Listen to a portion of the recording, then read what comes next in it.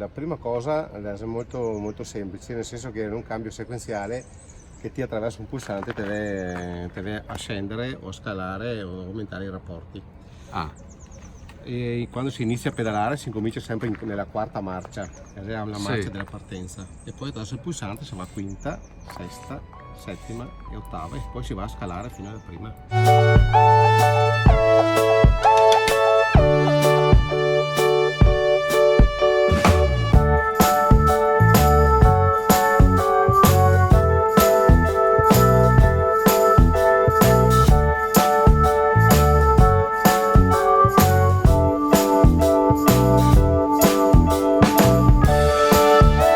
Ciao ragazzi, oggi voglio provare un'esperienza nuova, ma anche raccontarvi la storia che c'è dietro questa esperienza nuova. Allora, l'esperienza arriva da qui.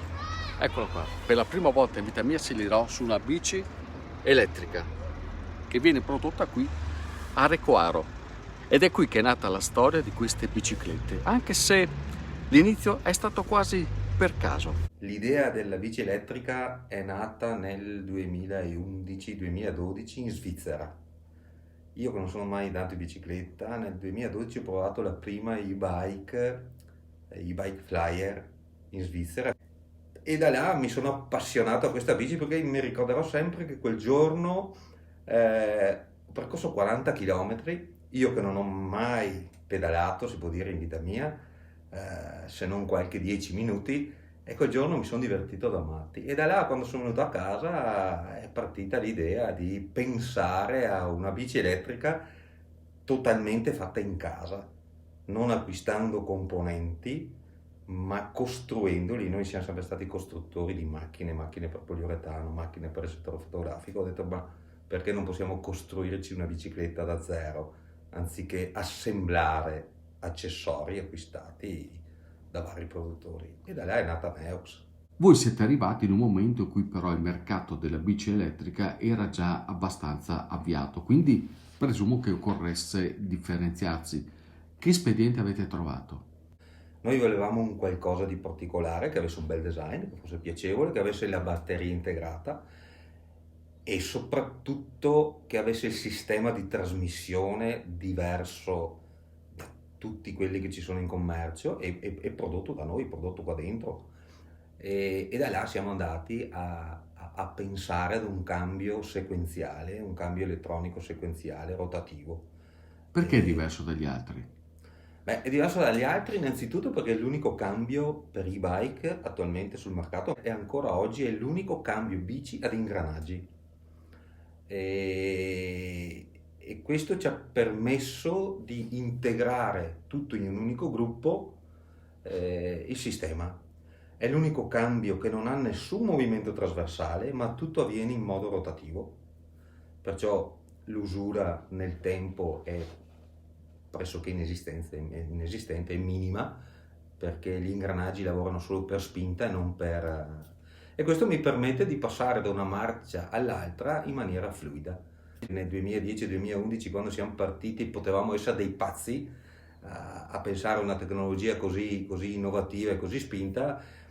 Adesso possiamo dire invece che questo ci ha permesso di entrare a fornire dei gruppi importanti e a firmare proprio fatalità in questi giorni un importante contratto con una società tedesca che è stata interessata, una multinazionale tedesca interessata ai nostri brevetti, al nostro sistema.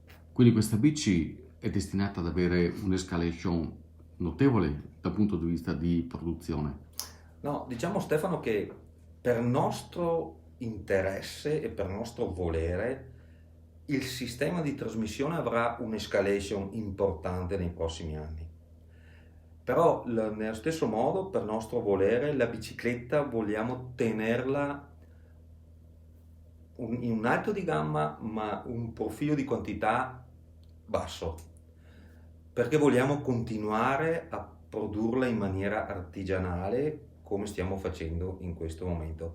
Tu pensa che questo prodotto, la nostra Neox, come tutte le bici al mondo, il telaio arriva da Taiwan, ma tutto il resto che vedi di contorno della bicicletta, del gruppo cambio il sistema di trasmissione, l'ingranaggeria, l'elettronica, il firmware, il software, il display, è tutto sviluppato e prodotto qua dentro. Perché dà così grande valore all'aspetto artigianale? Perché non volete che diventi una produzione su grande scala?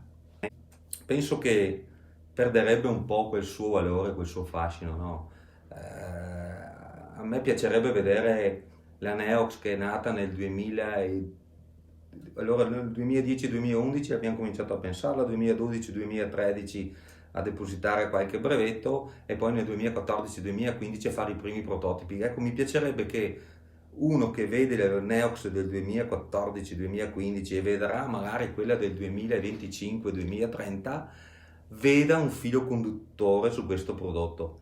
Vorrei dire che adesso noi più che lavorare su di far diventare racing questo prodotto, vorremmo lavorare sul far diventare connesso questo prodotto, no?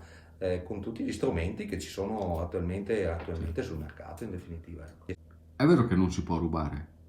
È vero, non è vero, si può rubare, ma è molto molto molto facile trovarla. Nel momento che io spengo la bicicletta mi va in automatico in folle.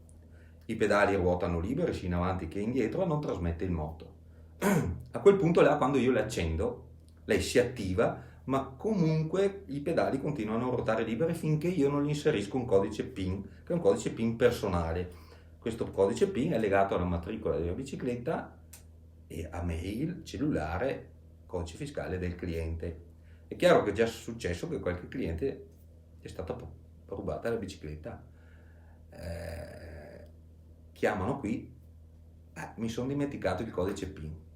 Però se il codice PIN non corrisponde ai dati che noi abbiamo nel server, non viene rilasciato, e se viene rilasciato comunque via mail, via cellulare, perciò viene recapitato sempre e comunque all'utente proprietario del mezzo.